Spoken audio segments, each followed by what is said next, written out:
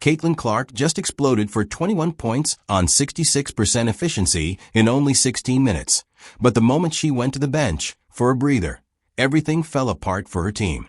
And then, when she stepped up to the mic, she didn't hold anything back and delivered a fiery response.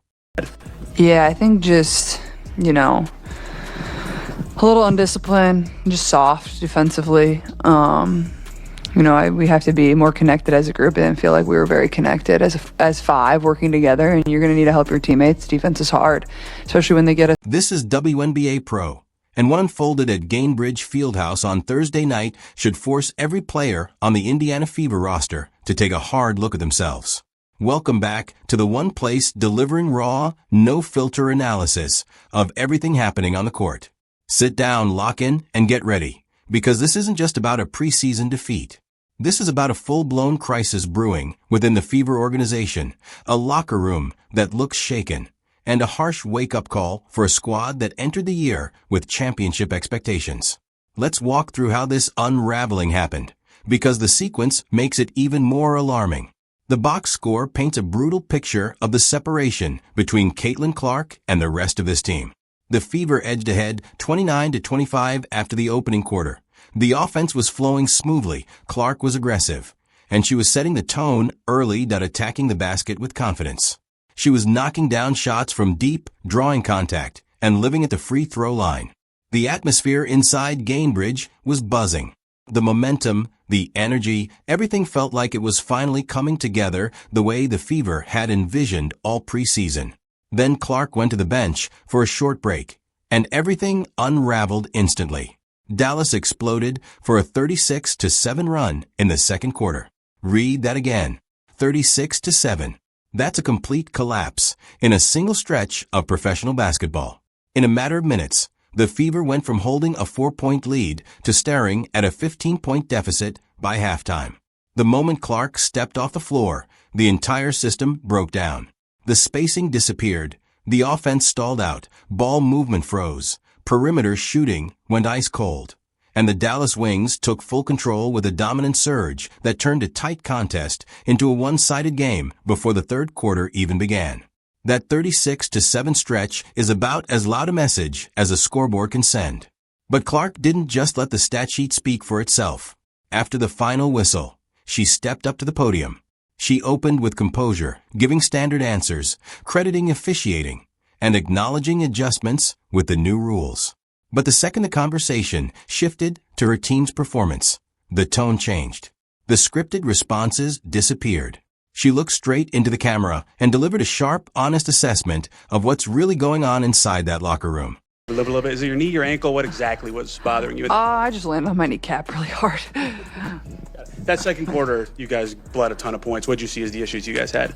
Yeah, I think just, a little undisciplined, just soft defensively. We have to be more connected as a group. I didn't feel like we were very connected as five working together, and you're going to need to help your teammates. Defense is hard, especially when they get a... In professional sports, calling your own group soft defensively is as blunt as it gets. It lands like a shockwave inside a locker room because it directly questions effort, toughness, and pride. She also pointed to a lack of discipline and said the team didn't look connected. And the uncomfortable part is that the performance on the floor does back up some of those concerns. A lot of mainstream coverage tends to smooth over individual struggles, but if you stick strictly to what happened in the game, there were clear issues that stood out. Kelsey Mitchell, playing on a $1.4 million Supermax deal and carrying all WNBA expectations, finished 4 for 12 from the field for 10 points. She didn't record a single assist and ended the night at -18, the worst plus-minus on the roster. On top of that, she was outperformed in key stretches by role players like Shatorite Walker-Kimbrough, Maddie Siegrist, and Kiana Traylor, who provided more consistent energy and impact during the run that flipped the game. When your highest-paid player, the one expected to be the clear second option next to Caitlin Clark, is also the worst on the floor in plus-minus, that signals a problem that goes far beyond a single preseason outing. Kelsey Mitchell finished at the bottom of the impact chart, and that's a serious concern for a player on a $1.4 million Supermax deal who is supposed to stabilize the offense. Then you look at Sophie Cunningham, and the stat line is just as alarming in a different way. 0 points, 0 shot attempts, 14 minutes played without even putting a shot up, and a -16 rating. Just a few days earlier against the Liberty, she had 13 points on efficient shooting. But in this game, she completely disappeared. The physical enforcer role she's known for never showed up because the team was losing battles across the board, and you can't protect anyone if you're getting overwhelmed yourself. Natasha Howard went 1-4-5, struggled to make an impact on the glass with no offensive rebounds, and didn't register a block, leaving the interior presence missing when it was needed most. DeWanna Bonner had an especially rough night, shooting 2-4, 11 from the field at 18%, forcing up 11 attempts and only converting 2, wasting multiple possessions on tough looks that never fell. Raven Johnson did contribute in other areas with 5 assists and 5 steals, showing defensive awareness. But offensively, she managed just 3 points on 1 of 3 shooting and offered little scoring pressure. Outside of Caitlin Clark, along with brief contributions from players like Timpson, Traylor, and Hines Allen, the deeper rotation and younger pieces actually outperformed the veteran starters. And that contrast is exactly the kind of imbalance that raises major concerns heading into the regular season.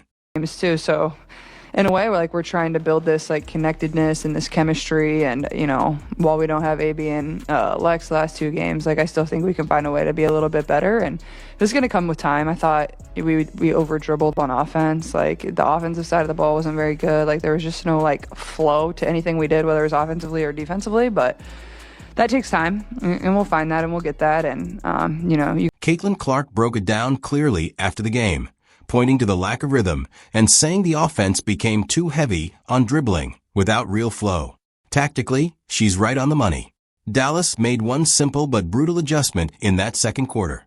They stopped treating the Fever like a 5-player offense.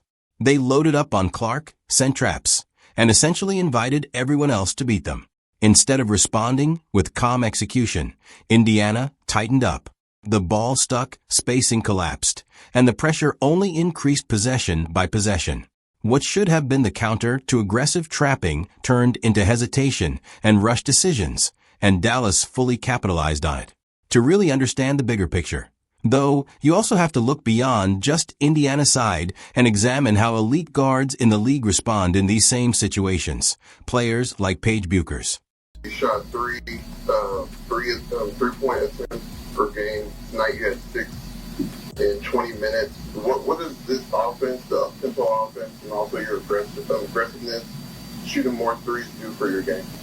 Yeah, I think it just opens everything up. As a team, we want to get more threes up. I think that's emphasis we put on at the beginning of the year. It just provides better spacing on offense, allows us to get to the rim more just because we're tougher to guard and teams have to guard our movement. And coach does a really good job of setting misdirection plays up, setting pin down screens. It's hard. While Caitlin Clark was carrying the offense, handling traps, creating shots, and trying to stabilize everything, Paige Buchers was getting a very different kind of support around her.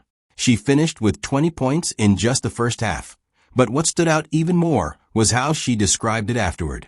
She talked about teammates setting strong screens, making physical contact, and actively creating space for her to operate. The Dallas Wings looked organized, connected, and functioning as a true 5-player unit on every possession. That's the contrast that matters. Paige was playing within a structured system where her teammates were consistently putting her in position to succeed, while Caitlin Clark was often forced into isolation situations against pressure, with possessions breaking down around her. One situation reflects a coordinated offense built on spacing and execution, while the other highlights a team still searching for rhythm and cohesion under defensive stress. Kind of building off that, Caitlin, Raven kind of joked at the media day that she asked you 1,000 questions on the first day of training camp. What's that relationship kind of been like as she's been asking questions and you kind of being the mentor a little bit? Yeah, I mean, it all kind of happens so fast. I remember when I was working in the terminology, it's the hardest thing to kind of understand. The WNBA is a completely different style than. At some point, this shifts beyond scheme and becomes a mentality question. Are you actually ready for this stage or not? Playing alongside Caitlin Clark means everything is amplified. If you struggle to secure passes, if you shoot poorly, if you're late on rotations or soft defensively, it's all going to be exposed in real time under the brightest spotlight. And if players start shrinking from that pressure in the regular season, it raises an even bigger concern about what happens when the stakes rise in the playoffs. And then, just when the night already felt like it couldn't spiral further, the worst-case moment hit. Caitlin Clark absorbed a hard foul during the game and briefly went to the bench, holding her leg. Afterward, at the press conference, a reporter asked her about the incident, and her response immediately grabbed attention and sent a wave of concern through Indiana. Did a good job both ways, so, but overall I feel fine. You were down, you were rubbing your knee, and then you were limping a little bit. Is it your knee, your ankle? What exactly was bothering you? I just landed on my kneecap really hard. That second quarter, you guys bled a ton of points. What did you see as the issues you guys had? Yeah, I think just, a little undisciplined, just soft defensively. We have to be more connected as a group and feel like we were very connected as five working together, and you're going to need to help. I just landed directly on my kneecap, she said, the words hanging in the air. And that's exactly why this becomes alarming. Because if Caitlin Clark is forced to miss time with a kneecap issue, this team doesn't just lose games, it completely falls apart. The entire offensive structure is built around her gravitational pull. If she's off the floor, this roster in its current form is capable of getting blown out on a nightly basis. To be fair, the injury situation also has to be acknowledged. Aaliyah Boston didn't suit up, Lexi Hall was out, and Tasha Harris was also unavailable. That's 3 important rotation pieces missing at the same time. When those players return, the entire dynamic shifts.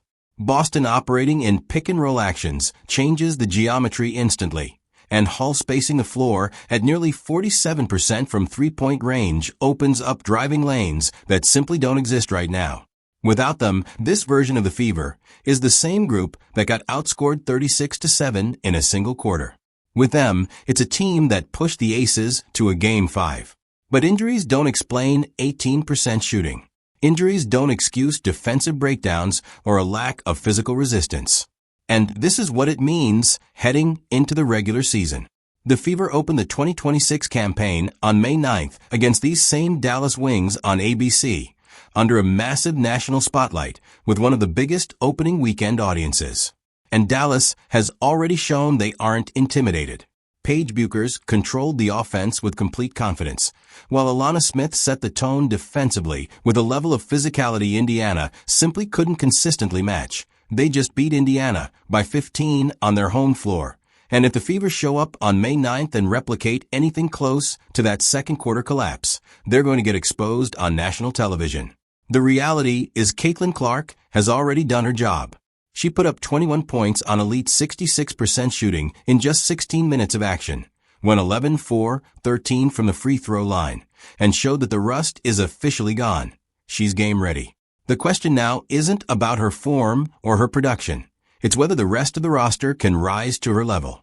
With opening night just 9 days away, followed by one final preseason test against Nigeria, the countdown is officially on. When the games start counting, everything tightens up. And the message coming out of this performance is simple. It's time to lock in. Because Caitlin Clark didn't go through 9 months of rehab just to watch defensive breakdowns and inconsistent effort erase her impact on the floor. The message has been sent, not just through the box score, but through Clark herself at the podium. Now the only thing left is to see who responds when it matters. This is breaking. Drop your thoughts in the comments right now. Who has to elevate their game the most before May 9th? Was Caitlin Clark justified in her frustration? Or is this something the team can fix internally without the noise? I want to see every perspective in the discussion below. Make sure you hit the notification bell because opening night is just 9 days away, and all eyes are going to be on how this group responds under real pressure. We'll be back covering every development as it happens. Peace out.